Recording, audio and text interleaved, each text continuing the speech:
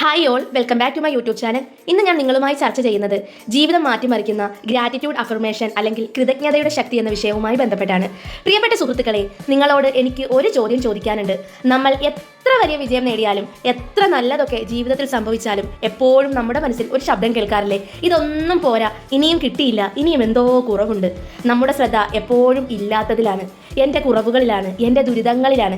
ഈ ലോകത്തിലെ ഏറ്റവും വലിയ ശാപം എന്താണെന്ന് അറിയാമോ? പരാതികൾ മാത്രമുള്ള ഒരു മനസ്സ്. ഈ പരാതിയുടെ ചങ്ങല നിങ്ങളെ കെട്ടിയിട്ടിരിക്കുകയാണ്.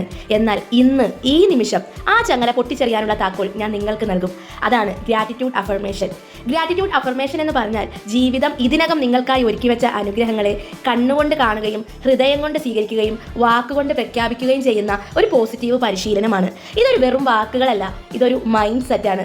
നമ്മുടെ ആരോഗ്യത്തിന്, നമ്മുടെ കുടുംബത്തിന്റെ സ്നേഹത്തിന്, ഒരു കപ്പ് ചായയ്ക്ക്, തലയ്ക്ക് മുകളിലുള്ള ഈ മേൽക്കൂരയ്ക്ക്, ഇവയ്ക്കെല്ലാം ഹൃദയത്തിന്റെ അടിത്തട്ടിൽ നിന്ന് നന്ദി പറയുന്ന ശീലമാണത്. ഇത് ചെയ്യുന്നതിലൂടെ നിങ്ങളുടെ മനസ്സ് പോസിറ്റീവ് ആകുന്നു, ആശങ്കയും നെഗറ്റീവ് ചിന്തകളും കുറയുന്നു. ഏറ്റവും പ്രധാനം, നന്ദിയുള്ളവന് മാത്രമേ കൂടുതൽ നന്മകൾ ലഭിക്കൂ എന്ന പ്രപഞ്ച സത്യം നിങ്ങൾ തിരിച്ചറിയുന്നു. നിങ്ങൾ എന്തിൽ ശ്രദ്ധിക്കുന്നുവോ അതാണ് വർദ്ധിക്കുന്നത്. നിങ്ങൾ നന്ദിയോടെ ചിന്തിക്കുമ്പോൾ നിങ്ങളുടെ തലച്ചോറിൽ സന്തോഷ ഹോർമോണുകൾ നിറയുകയും നിങ്ങൾ ശക്തനും ഊർജ്ജസ്വലനാവുകയും ചെയ്യുന്നു. സുഹൃത്തുക്കളെ, ഇത് കേട്ടാൽ മാത്രം പോരാ, ഇത് പ്രയോഗിക്കണം. ഇതാ നിങ്ങളുടെ ജീവിതത്തിൽ മാറ്റം കൊണ്ടുവരാനുള്ള പ്രായോഗികമായ മാർഗങ്ങൾ. ഒന്നാമതായി, ദിവസവും ഒരു കൃത്യമായ സമയം, ശാന്തമായ ഇടം കണ്ടെത്തുക. രാവിലെ എഴുന്നേറ്റ ഉടനെ നിങ്ങളുടെ ഉപബോധ മനസ്സ് തുറന്നിരിക്കുന്ന ആ നിമിഷം, അല്ലെങ്കിൽ രാത്രി ഉറങ്ങുന്നതിന് മുമ്പ് 5 മിനിറ്റ് ഇതിനായി മാറ്റിവെക്കുക.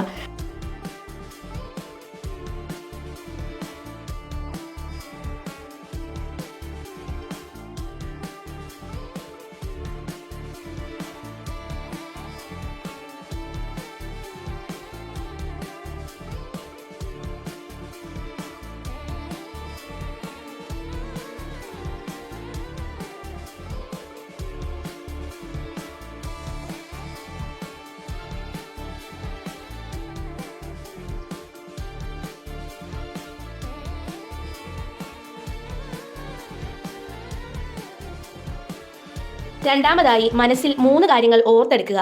ഇന്ന് ഞാൻ ഇതിന് നന്ദിയുള്ളവൻ എന്ന് പറഞ്ഞ് വലിയ കാര്യങ്ങൾ ഒഴിവാക്കി ചെറിയ കാര്യങ്ങളിൽ ശ്രദ്ധിക്കുക.